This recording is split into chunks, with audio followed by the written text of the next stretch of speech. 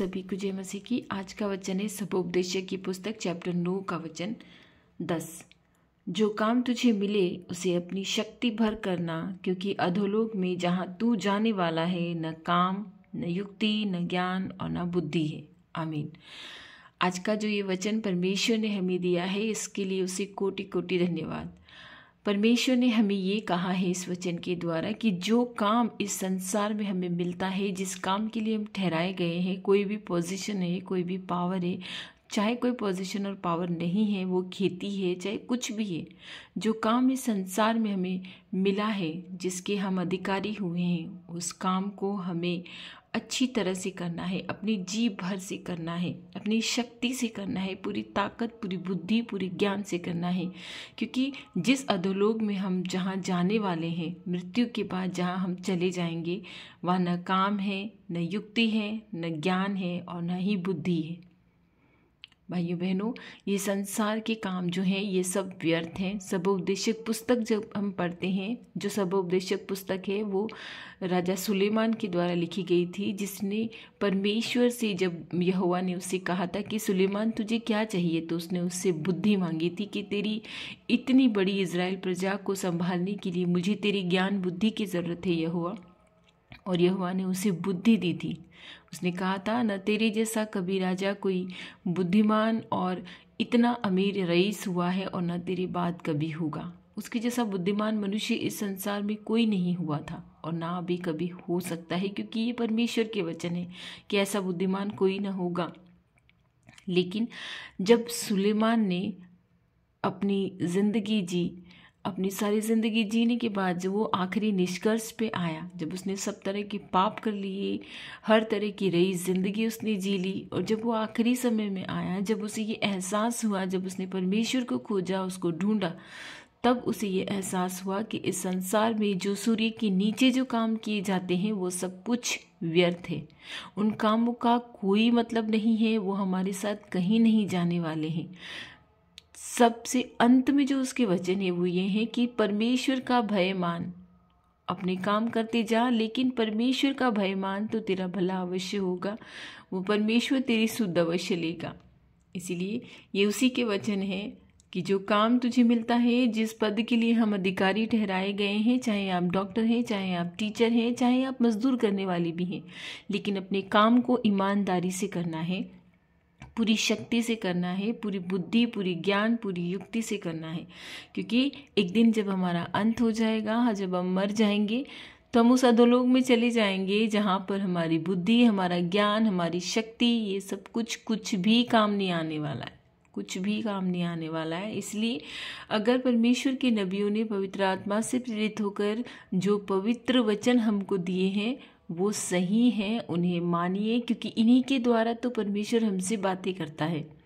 तो आज का यही वचन है, जो काम हमें मिला है, अपनी शक्ति से, अपनी ताकत से, अपनी बुद्धि, अपनी ज्ञान, अपनी समझ, अपनी कल्पना, जो कुछ भी है, उससे संपूर्ण हृदय से उस काम को पूरे हृदय से किया कीजिए। चाहे वो कोई भी काम हो, चाहे आप घर में खाना ही क्यों न बनाते हो, बिना कुड़कुड़ाए, बिना ग्रम्बलिंग किए, बिना किसी को दोष दिए, ये आपके जीवन में आपको जो मिला है वो अच्छा मिला है। परमेश्वर जो करता है वो अच्छा करता है।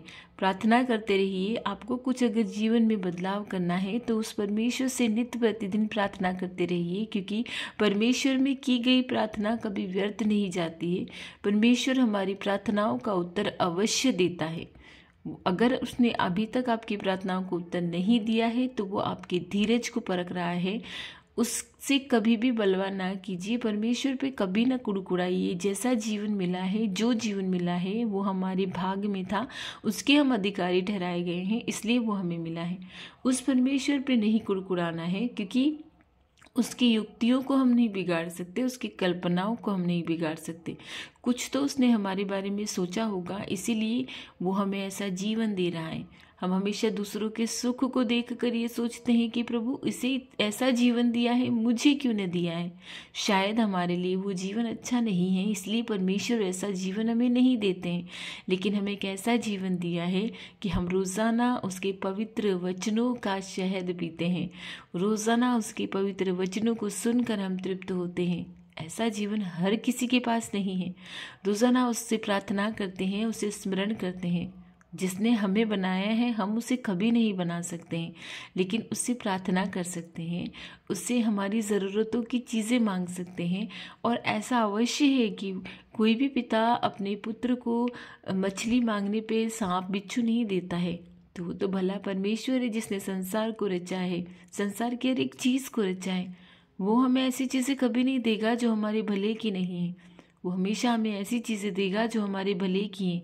वो जानता है कि हमें क्या चाहिए, इसलिए वो ऐसी ही चीज़ें हमें देता है। इसलिए जो कोई भी काम के आप अधिकारी हैं, जिस काम के लिए आप चुने गए हैं, उस काम को अपनी शक्ति से करना है, पूरी बुद्धि से करना है। ऐसा नहीं सोचना है कि मेरा काम ऐसा है, मुझे ये पसंद नहीं है। नहीं, हमें परमेश्वर ने वो काम दिया है। ये समझिए कि मेरे प्यारे पिता ने ये काम मुझे दिया है। यदि मैं इसे अच्छी तरह से करूँगा तो मेरे पिताजी बहुत खुश होंगे। और अपने माता पिता को खुश रखना तो क्या ही भली बात है ना। अपने जिन्होंने हमें जन्म दिया है, जो हमारे शारीरिक माता पिता है, जिन्हें खुश होकर हम जब देखते हैं, जिन्हें खुश होता हम देखते हैं तो कितनी प्रसन्नता होती है। तो जो हमारे आत्मिक पिता हैं, जो संसार में हमें लाने वाले पिता हैं, जिन्होंने हमारी हड्डी मांस सब चीज़ की रचना की है, वो कितने खुश होते होंगे जब हम उनसे प्रार्थना करते हैं, जब उनके वचनों पे चलते हैं, उनकी आज्ञाओं को मानते हैं। क्योंकि परमेश्वर ने अपने बड़े नाम से अधिक अपनी आज्ञाओं, अपने वचनों को महत्व दिया है। परमेश्वर हमारी सारी इच्छाओं को पूर्ण करेंगे, सारी मनोकामनाओं को पूर्ण करेंगे। मैं पूर्ण विश्वास करती हूँ। आमीन। मैं संपूर्ण विश्वास करती हूँ कि परमेश्वर हमारी हर एक मनोकामना को पूर्ण करेंगे। लेकिन कब? जब हम उनकी आज्ञाओं को मानेंगे, उनके वचनों पर चलेंगे। जैसे वो कहते हैं, दया करो तो दया करो, भलाई करो तो भलाई करो, अपनी शक्ति से अपने काम को पूरा करो। तो वो भी करना है। किसी की उन्होंने हमें 10 आज्ञाएं दी हैं ना, मूसा के द्वारा सिनाई पर्वत पर उन्होंने हमें 10 आज्ञाएं दी हैं। बस उन्हीं 10 आज्ञाओं को मानना है। जो कुछ उन्होंने हमसे कहा है उन आज्ञाओं को मानना है, तो हमारा अवश्य भला होगा।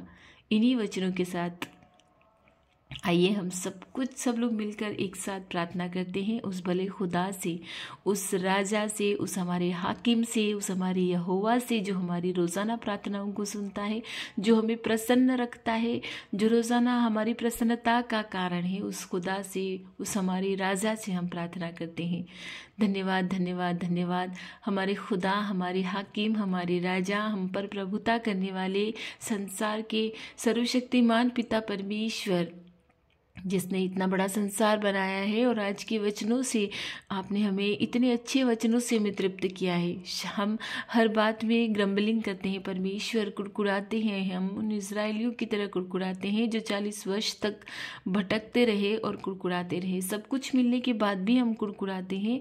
हम हमारे कामों से, हमारी पैसों से, हमारे वेतन से, हमारे जीवन से हम संतुष्ट नहीं हैं, इसलिए हम कुड़कुड़ाते हैं। पर तेरे वचन हैं, जो इतने अच्छे वचन आपने हमें आज दिए हैं, इस सुबह में दिए हैं, कि जिस काम के हम अधिकारी हैं उसे संपूर्ण हृदय से करना है, संपूर्ण मन से करना है, बिना कुड़कुड़ाए। और उनका जो फल है वो हम पर जो अधिकार करते हैं, हम पर जो प्रभुता करते हैं, वो क्या देंगे प्रभु?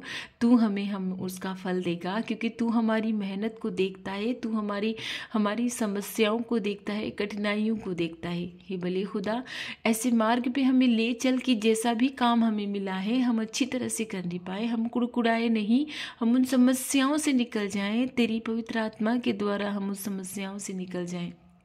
हे भले परमेश्वर, तेरी बुद्धि ज्ञान हमारे बच्चों पे आए, तेरी बुद्धि ज्ञान, तेरी पवित्र आत्मा हम सब पर आए, हमारे परिवारों पर आए, जिनका मानसिक संतुलन खराब हो चुका है, जो पागल की तरह कर रहे हैं। हे भले प्रभु, तेरे लिए क्या है जो नहीं हो सकता है, जो तू नहीं कर सकता है?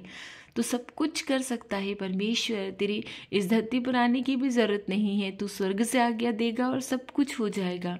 हे भले खुदा, मैं पूर्ण विश्वास करती हूँ तू हमारी प्रार्थनाओं को सुनता है और उनका उत्तर भी देता है। जिनके लिए हम प्रार्थना करते हैं वो धीरे धीरे चंगाई में आ रहे हैं। तेरा धन्यवाद, तेरा कोटि कोटि धन्यवाद प्रभु, तेरा कोटि कोटि धन्यवाद कि तूने संसार की भीड़ से हमें चुनकर अलग किया है, तूने हमें पुकारा है, हम तेरी चुनी हुई भीड़ें हैं। तू हमें हरी चराइयों में चराता है, तू हमें ऐसे जल के पास ले चलता है जो जो स्वच्छ है, जो हमें जीवन देता है।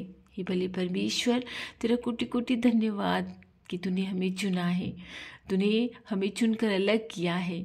तू हमारी प्रार्थनाओं को सुनकर निरंतर उनका उत्तर देता है। हम विश्वास करते हैं, संपूर्ण विश्वास करते हैं कि जो प्रार्थनाएं हम तुझसे करते हैं, जो ज़रूरतें हमारी हैं, तूने अवश्य पूर्ण करेगा परमेश्वर, और तूने कर दिया है। तूने ही तो कहा है कि जो कुछ तुम प्रार्थना में विश्वास के साथ मांगो, ये समझ लो कि वो हो गया है। आमीन। हमने समझ लिया है कि वो हो गया है। जिन बीमारों के लिए हम प्रार्थना कर रहे हैं, हमने समझ लिया कि वो चंगे हो गए। जिस रोजगार के लिए हम प्रार्थना कर रहे हैं, हमने समझ लिया है कि वो हमें मिल गया है। आमीन। जिन संतान की प्राप्ति के लिए हम प्रार्थना कर रहे हैं, हम ये समझ चुके हैं कि वो हमें मिल गया है। हमारी कोख खुल गई है। यदि हम बांझ हैं प्रभु, यदि तेरी संतानें बांझ हैं तो उनकी कोख खुल गई है। हे भले खुदा, हमने समझ लिया है कि हमारी औलादें, हमारी संतानें बुद्धिमान हो गई हैं, क्योंकि वो हमारी बाद में है, वो तेरी पहले है। तूने ही तो हमें माता पिता बनाया है। तेरे चाहने से ही तो हम इस संसार में उन संतानों को लेकर आए हैं। उन्हें तेरी बुद्धि, तेरे ज्ञान से भर दे। उनके हृदय में अगर किसी तरह का कोई डर है तो उसे निकाल दे। हे भले परमेश्वर, हम ये समझते हैं, हम ये जानते हैं कि विश्वास से की गई प्रार्थना कभी खाली नहीं जानती। मैं तेरे वचनों, तेरी आज्ञाओं पर चलना सिखाना पर प्रभु, जो घर के लिए स्ट्रगलिंग कर रहे हैं, जिनके पास घर नहीं है, जो रोज़गार के लिए कर रहे हैं, जिनके पास रोज़गार नहीं है, हे भले परमेश्वर, उनकी प्रार्थनाओं को समझ, सुन प्रभु, और उनका उत्तर दे। उनका उत्तर तूने दे दिया है। तेरा धन्यवाद। इसी समय, इसी क्षण तूने उनका उत्तर दे दिया है। तेरा कोटि कोटि धन्यवाद। तो सब समस्याओं से बचाता है, सब परेशानियों से बचाता है। हमें पाप के अवसरों से दूर रखना प्रभु, व्यर्थ की बातों से हमें दूर रखना। ये आज का दिन हम तुझे चढ़ाते हैं। हम किसी के बुरे बारे में बुरा न सोचने पाए, हम किसी की बुरा करने न पाए, हमारे मन से, हमारे वचनों से, हमारे कर्मों से। सारे बीमारों पर तेरी दया करना, तेरे अनुग्रह करना कि वो जल्दी से चंगे हो जाएं। हे भले परमेश्वर, आने जाने में हमारी रक्षा करना, सभी समस्याओं से, परेशानियों से, खतरों से हमें बचाना। जिस काम में हम हाथ लगाएं उसे अपनी पूरी शक्ति से, अपनी पूरी बुद्धि, पूरी ज्ञान, पूरी समझ से हम करने पाएं, ऐसी हमें बुद्धि ज्ञान देना प्रभु। हमारे साथ रहना दिन भर। तेरे दूतों को हमारे निमित्त आज्ञा देना कि वो हमारी रक्षा करे, हमारी जुबान पर पहरा बिठाए कि हम गलत बात न बोलने पाए, हमारी बुद्धि पर पहरा बिठा देना प्रभु कि हम गलत न सोचने पाए। हमें वे विचार जैसे पाप से बाहर निकालना परमेश्वर। हम किसी के बारे में गलत न सोचने पाए, गलत न बोलने पाए। ये सारी प्रार्थनाएं हम तेरे पवित्र पुत्र यीशु के नाम से मांगते हैं। आमीन।